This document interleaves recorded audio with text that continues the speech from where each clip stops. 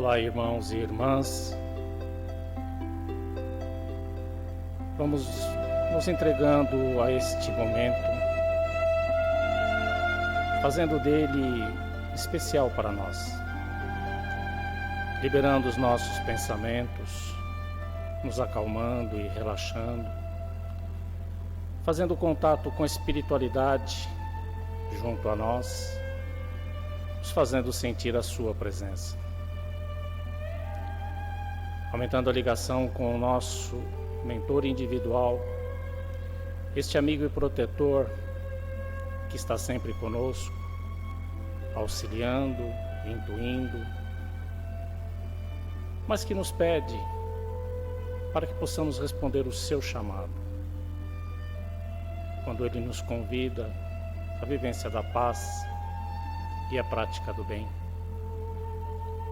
Com Joana de Ângeles e Irmã Rosário, mentoras desta casa que nos acompanha, nos conduz ao seu campanário, onde podemos receber as bênçãos e a luz dessas irmãs tão dedicadas.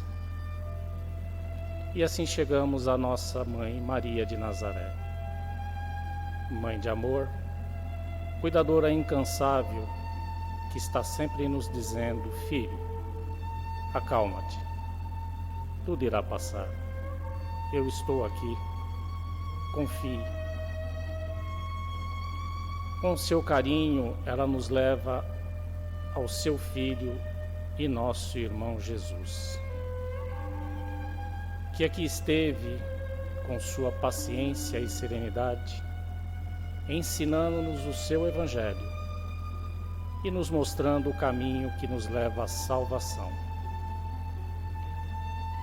Que possamos sentir este reencontro com o Mestre Jesus, que caminha conosco a presença de Deus, nosso Pai, a quem humilde agradecemos por sua misericórdia e amor por nós, por esta reencarnação, por ter nos criado, e que mesmo diante das adversidades da vida, generosa que ela é, Ele nos propicia a felicidade, louvando com a prece que o seu Filho nos deixou. Pai nosso que estais no céu, santificado seja o vosso nome. Venha a nós o vosso reino. Seja feita a vossa vontade, assim na terra como no céu. O pão nosso de cada dia nos dai hoje. Perdoai as nossas ofensas, assim como nós perdoamos a quem nos tem ofendido. E não nos deixeis cair em tentação, mas livrai-nos de todo o mal. Que assim seja. Passamos agora para o passe coletivo, iniciando com o PL. Neste momento, pedimos a todos os assistidos que fechem os seus olhos, fiquem bem tranquilos e se liguem às equipes espirituais de tratamento desta casa. Pedimos que a luz branca do Cristo seja projetada sobre todos, acalmando o coração, serenando a mente, promovendo a harmonização e o equilíbrio. Aos assistidos em tratamentos de P2, pedimos que se ligue com as equipes desse passe, que possamos sentir a projeção da luz azul envolvendo o sistema nervoso central, tratando e harmonizando todos os chakras, um a um, situados ao longo de toda a coluna. Que assim seja. Aos assistidos em tratamento de CH, pedimos que se liguem com as equipes deste passe. Vamos sentindo a projeção da luz rosa, que envolve suavemente cada assistido e com muito amor e carinho, em muita paz, sentindo os corações serenando e se harmonizando. Que assim seja. Aos assistidos em tratamento de P3B, pedimos que se ligue com as equipes deste passe. Rogamos a projeção da luz branca do Cristo, envolvendo encarnados e desencarnados aqui presentes. Pedimos a luz azul, envolvendo o coração e a mente dos assistidos. Rogamos às equipes espirituais os cortes de ligações que se fizerem necessários com a luz laser. Pedimos a projeção da luz azul, envolvendo o sistema nervoso central, periférico e neurovegetativo. Da luz rosa, clara, envolvendo o cardíaco para aumentar os bons sentimentos, e amarela no frontal para ter bons pensamentos, maior força de vontade e melhor ligação com o seu mentor individual. Vamos, neste momento, envolvendo cada assistido numa cúpula rosa clara brilhante, da cabeça aos pés, para que o tratamento se fixe até quando for necessário. Que assim seja. Pedimos aos assistidos de P1 e P3A para que se ligue com as equipes médicas espirituais. Rogamos a projeção da cor verde, envolvendo todo o organismo físico e espiritual, tratando onde for necessário. Vamos projetar as cores do arco-íris, envolvendo os assistidos para alcançarem o fortalecimento físico e espiritual necessários. Que assim seja. Pedimos que todos nós, encarnados e desencarnados, sejam envolvidos nas bênçãos amoráveis do Cristo Jesus e que cada assistido permaneça em cúpula protetora relativa ao seu tratamento até quando for necessário. Passando agora aos tratamentos infantis, possamos nos ligar com essas equipes espirituais, Meimei e Sheila, que vão envolvendo todas as crianças em muito amor e carinho, trazendo-lhes paz e harmonia. Que assim seja. Agradecemos a todas as equipes espirituais pelos tratamentos realizados e convidamos a todos a abrirem suas mentes e corações para a palestra a seguir. Graças a Deus.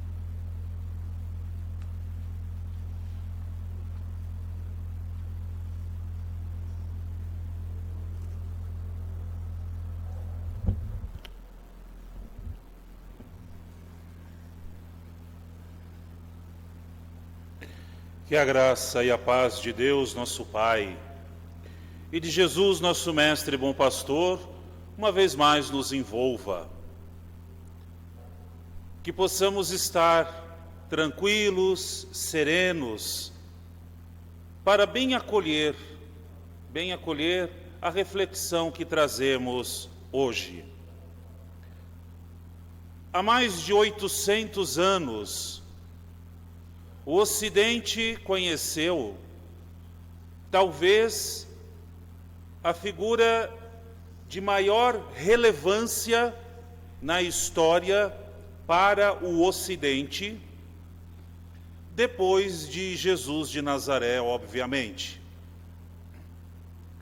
Este jovem da região da Úmbria, da pequena cidadela de Assis, vivia lá o período dos grandes trovadores, daqueles jovens alegres, de famílias abastadas, e que cantava alegre pelas noites de Assis, sem muita preocupação com grandes problemas que existiam, não só na cidade de Assis, mas em toda a região da Úmbria.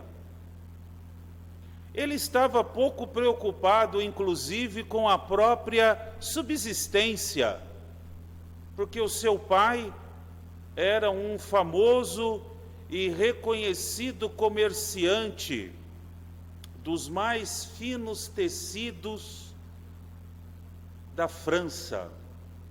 Tanto que, segundo alguns biógrafos, o próprio nome deste jovem teria sido uma homenagem que o pai fizera às terras da França.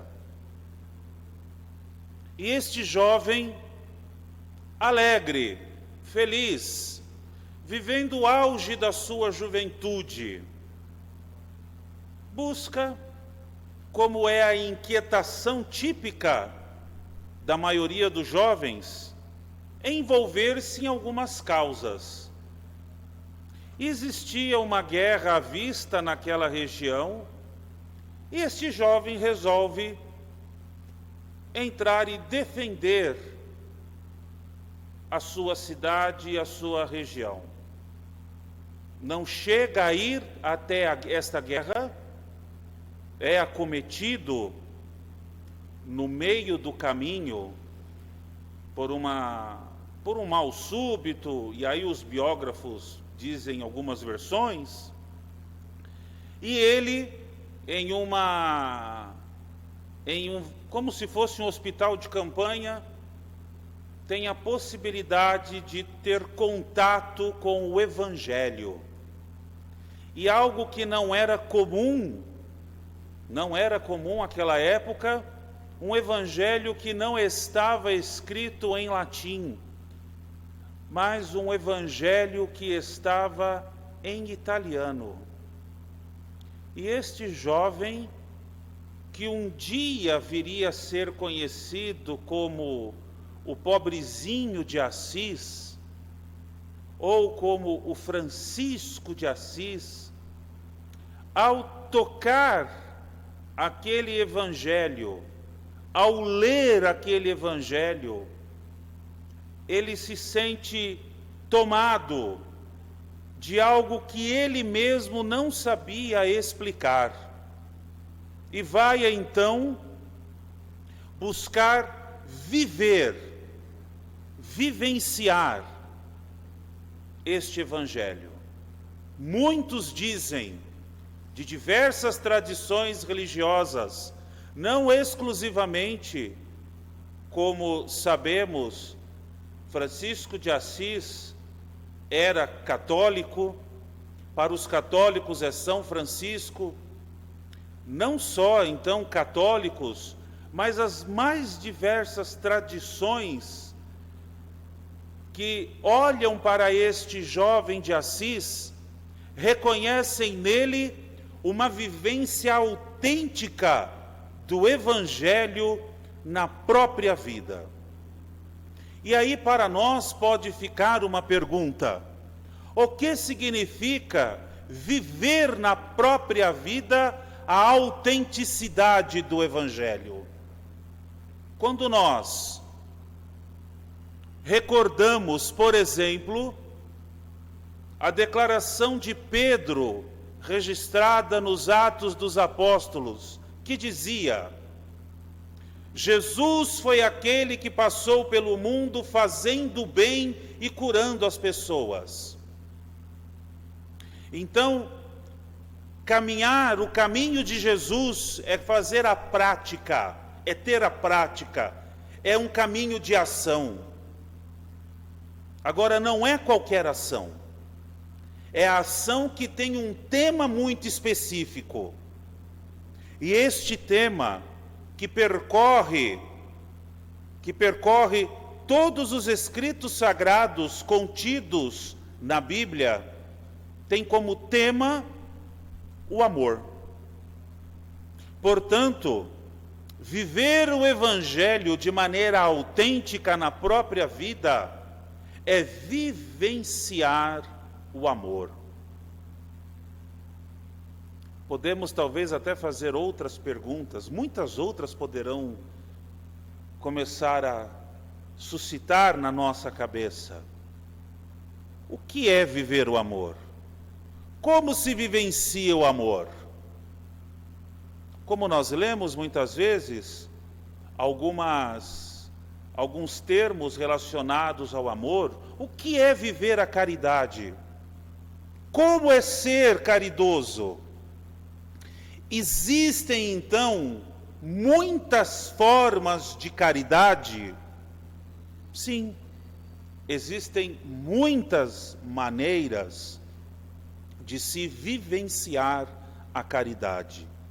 Portanto, não nos resta nenhuma possibilidade das famosas desculpas para não vivenciarmos a caridade, para não termos gestos, para não termos pensamentos, para não termos palavras que possam expressar, para que possam externar a caridade.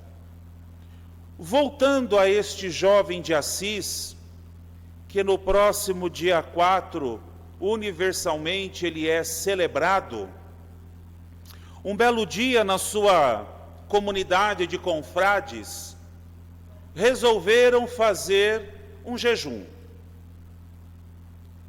E o jejum tinha lá tantas horas a serem cumpridas, e eles estavam então na dinâmica do silêncio para a oração, interrompiam este silêncio da oração pessoal para alguns cânticos, e assim estava lá a comunidade vivendo. Determinado horário da noite, recolheram-se após as orações noturnas, e lá pelas tantas, não se sabe dizer qual o horário exatamente, um dos confrades começou a gritar, como se estivesse em um pesadelo. Francisco, que era muito sensível a situações, reuniu todos os confrades e disse: agora acabou o nosso jejum, nós podemos então fazer uma refeição. E os confrades ficaram sem entender nada. No meio lá da refeição, muito simples para aquela hora da madrugada, a refeição que talvez eles tinham seria o resto de algum pão que eles mendigaram, ou um resto de algum legume que também tinha sido fruto daquilo que eles pediram na cidade 1 ou 2 dias antes. Então os confrades olharam ali para Francisco esperando uma explicação para poder entender. E Francisco, com toda a tranquilidade do planeta, fala: nós não podemos impor ao outro um limite que é nosso. Então nós temos que fazer então 100% de jejum. Para alguns será de 1 hora, para outros de 3 horas, para outro de 4 horas. Cada um vai dar o seu 100%. Isto é de uma profunda sensibilidade, de um respeito ao outro, e vivendo o Evangelho, quando podemos recordar que as sementes que caíram em terra boa produziram frutos à proporção de 30, 60 e 90. Só que cada uma deu o seu 100%. O 100% de uma era gerar 30, o 100% de outra era gerar 60. Então veja, Francisco de Assis era o indivíduo sensível para respeitar o limite do outro. Quando nós pensamos nas diversas formas de vivenciarmos a caridade, sempre vem à nossa mente a chamada caridade material, de extrema importância, de grande significado. Primeiramente, é óbvio, para aqueles que receberão aquilo que precisam. E é claro que quem doa também recebe. Então, é uma dimensão da caridade muito importante. Mas também existe uma caridade que os benfeitores dentro do Evangelho nos ensinam, que existe uma caridade moral. Existe uma caridade que eu posso fazer através da prece. Existe uma caridade que eu posso fazer com um bom pensamento voltado para as pessoas, com um incentivo ao outro, com uma boa palavra colocada para aquele que precisa. Então veja, o amor, a caridade, ele não é algo de uma única forma para se viver de um único jeito. Existem diversas formas de se viver. nós precisamos aprender a vivenciá-las. Nós precisamos aprender a colocar em prática as mais diversas formas de se viver a caridade. Às vezes, chegam algumas pessoas para nós querendo trazer alguma notícia acerca de alguém. E às vezes é uma notícia importante, quando não são só comentários. Talvez por educação possamos ouvir até o final, mas nós não precisamos dar continuidade a este assunto. Eu estou agindo de caridade com aquele que está trazendo a notícia, quando eu não julgo, quando eu não exponho, mas eu também estou agindo de caridade com aquele que está sendo o próprio sujeito da notícia, porque eu não estou dando continuidade à notícia. Formas de se viver a caridade. Quando eu sei que alguém precisa de um acolhimento, e algumas vezes este acolhimento, ele não pode ser de uma maneira física. Não só por este momento que nós estamos vivendo, mas às vezes, de fato, por uma distância.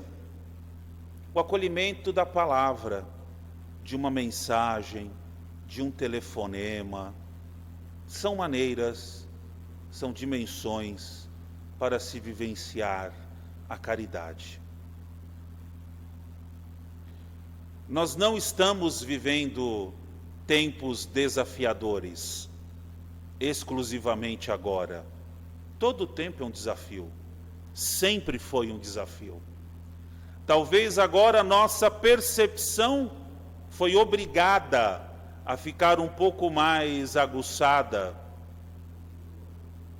Então, se consideramos que estamos vivendo tempos desafiadores, vamos aproveitar deste tempo para vivenciarmos melhor a caridade. Muitos exemplos podemos pensar, muitos exemplos. E como iniciamos falando de Francisco de Assis, voltemos o nosso olhar, a nossa atenção para ele, que em todo momento da sua vida, em toda circunstância, trouxe a caridade como verdadeiro motor de ação da sua história. Compôs com a própria vida um hino chamado Cântico das Criaturas. Belíssimo hino no qual ele agradece e louva a Deus por cada elemento da natureza, por cada coisa que foi criada. Isso é uma dimensão da caridade. Ser grato, levar isso aos outros, fazer o bem, ser do bem e levar isso aos outros. Neste hino, Francisco, ele começa assim: Altíssimo, onipotente e bom Senhor, a ti são o louvor, a honra, a glória e todo o bem-dizer. A ti somente, Altíssimo, é digno e são devidos, e homem algum é digno de sequer nomear-te. E no decorrer dos estrofes, ele agradece a irmã Lua, o irmão Sol, a irmã Terra, e nos convida a olharmos esta maravilhosa criação. E eu te convido agora, nesse instante, que possamos nos recolher em um momento de oração, de prece, lembrando das pessoas que amamos, que precisam de algum tipo de auxílio, que precisam lembrar de que sim, o amor essencial ele existe, mas também que possa esse nosso gesto de caridade, da prece, da vibração, chegar a tantas e tantas pessoas que não sabemos nomear, mas que possam receber as benesses de uma prece, de uma boa vibração elevada. Que possamos cada um de nós, neste instante, sermos verdadeiros pontos de luz onde estivermos, e assim clarearmos este nosso planeta, levando luz aonde for necessário. E como o próprio Francisco de Assis se inspirou no capítulo 4 do livro dos Números, ao ensinar o seu grande amigo Frei Leão, que sempre ao se despedir de uma pessoa, que essa pessoa fosse abençoada, e inspirado então na bênção do antigo sacerdote Araão, do livro dos Números, Francisco de Assis nos ensina a dizer: que o Senhor nos abençoe e nos guarde, que Ele mostre a sua face e se compadeça de nós, volva para nós o seu olhar e nos dê a sua paz. Que tenhamos muita paz, muita serenidade, mas muita disponibilidade para vivermos as muitas formas da caridade. Fiquemos em paz.